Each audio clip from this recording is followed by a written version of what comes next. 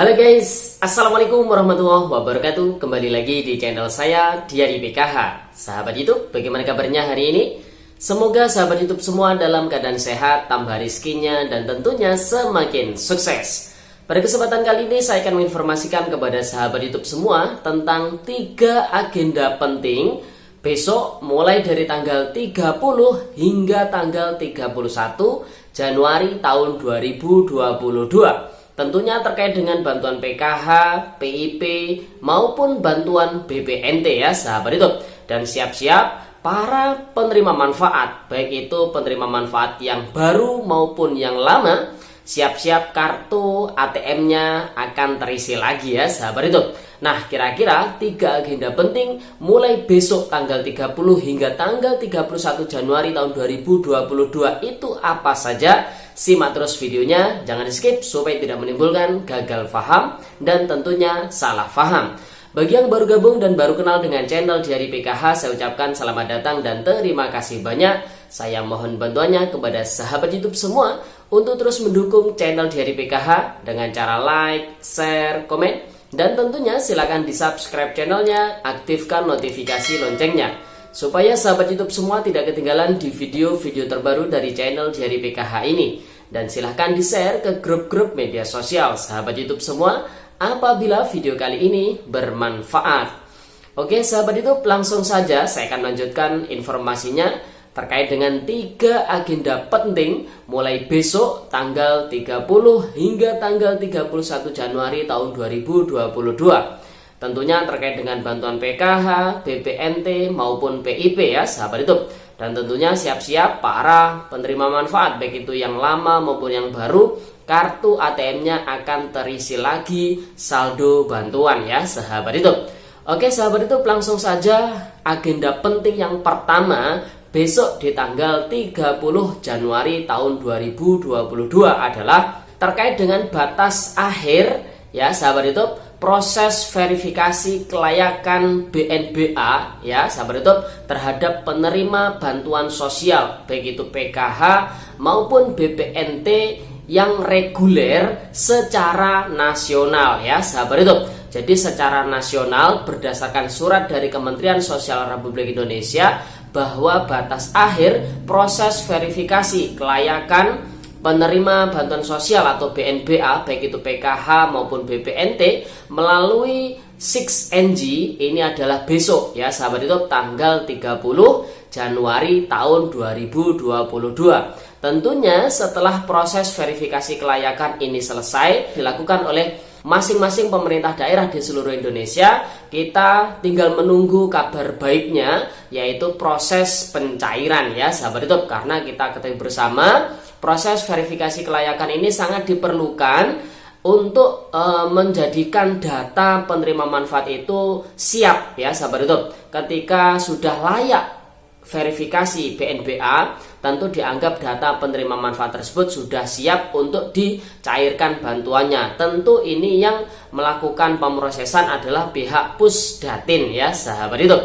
Jadi semoga setelah tanggal 30 Januari tahun 2022 ini kabar baiknya untuk proses pencairan bantuan PKH maupun BPNT bisa segera dilakukan ataupun bantuannya bisa segera disalurkan ya sahabat YouTube. Amin. Itu agenda penting yang pertama. Kemudian agenda penting yang kedua besok di tanggal 30 Januari tahun 2022 adalah terkait dengan proses pendistribusian kartu KKS sembako PPKM atau BPNT PPKM tambahan dan juga KKS BPNT PPKM yang sisa ya sahabat YouTube yang di periode sebelumnya di tahun 2021 ini belum terdistribusi ya sahabat YouTube karena terkendala dokumen-dokumen yang tidak lengkap dari keluarga penerima manfaat ya sahabat YouTube.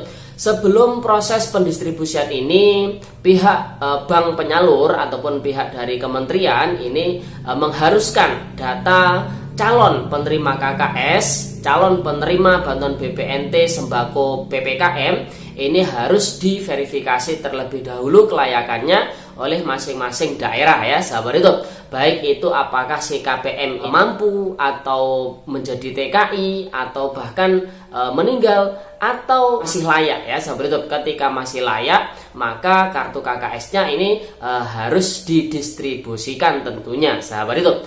Dan apabila kartu KKS tersebut sudah terisi saldo bantuan BPNT PPKM selama 6 bulan mulai dari alokasi bulan Juli tahun 2021 hingga Desember tahun 2021, maka para KPM harus segera mentransaksikan ataupun mengambil bantuannya ya sahabat YouTube, baik itu berupa barang ataupun berupa uang tunai ya sahabat YouTube. Nah, selain KPM yang mendapatkan saldo sebanyak 6 bulan alokasi BPNT PPKM, juga ada beberapa KPM yang ternyata saldonya ini sebanyak 8 bulan ya sahabat YouTube. Sebanyak 8 bulan artinya ini kemungkinan besar yang 6 bulan adalah BPNT PPKM, sedangkan yang 2 bulan adalah tambahan ekstra ya sahabat YouTube. Karena kita ketahui di tahun 2021 kemarin pemerintah ini memberikan tambahan ekstra BPNT sebanyak 2 bulan untuk alokasi bulan Juli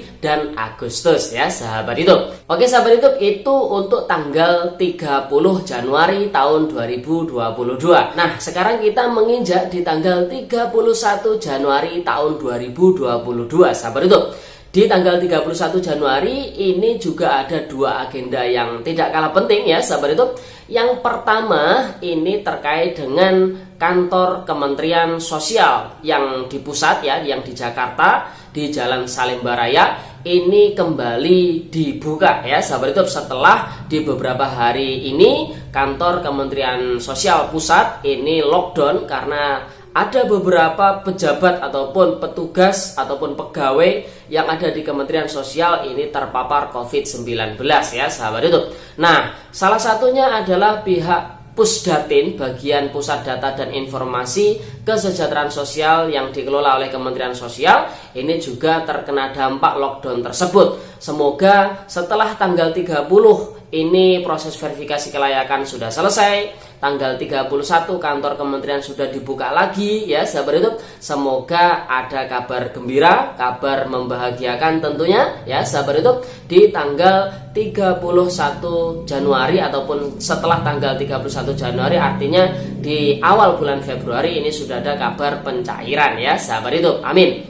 Itu untuk agenda yang pertama. Kemudian agenda yang kedua di tanggal 31 Januari tahun 2022 adalah bahwasannya tanggal 31 Januari adalah batas akhir proses aktivasi rekening bagi penerima manfaat bantuan PIP yang namanya sudah masuk ke dalam SK nominasi penerima PIP ya sahabat itu. Nah, bagi sahabat semua keluarga penerima manfaat yang anak-anaknya ini mendapatkan ataupun masuk ke dalam SK nominasi penerima PIP, maka yang harus dilakukan agar bantuannya bisa segera dimanfaatkan, bisa segera masuk ke rekening adalah melakukan aktivasi rekening ya sahabat YouTube. Tentu melakukan aktivasi rekening ini ada beberapa syarat yang harus dibawa ke pihak bank penyalur untuk membuka rekeningnya ya sahabat YouTube. Salah satunya adalah SK ataupun surat pengantar dari pihak sekolahan. Oleh sebab itu, apabila sahabat YouTube semua yang anaknya ataupun orang tuanya mendapatkan SMS bahwasanya nama si anak masuk ke dalam SK nominasi, maka segera hubungi pihak sekolahan untuk meminta syarat-syarat tersebut. Nah, setelah syarat-syarat tersebut terpenuhi, maka silakan datang ke pihak bank penyalur untuk melakukan aktivasi rekening atau mencetak buku rekening simpelnya ya sahabat YouTube. Nah, setelah dibuka rekening ataupun mencetak buku rekening, tentu setelah itu prosesnya adalah pentransferan ya, pentransferan bantuan PIP dari pemerintah ke rekening yang bersangkutan. Nah, setelah rekeningnya terisi, tentu yang dilakukan adalah mengambil bantuan PIP tersebut untuk bisa segera dimanfaatkan ya sahabat itu. Tentu ini merupakan kabar bahagia bagi penerima lama maupun penerima yang baru. Tentu kartu ATM-nya akan segera terisi ya sahabat YouTube. Dan untuk penerima PIP, penerima baru yang masuk SK nominasi Ini setelah melakukan aktivasi rekening, bantuannya akan segera dicairkan. Setelah tanggal 30 dan tanggal 31 Januari, baik penerima baru maupun yang lama, bantuan PKH dan BPNT, semoga kartu ATM-nya, kartu KKS merah putihnya juga akan terisi saldo bantuan ya sahabat YouTube. Amin.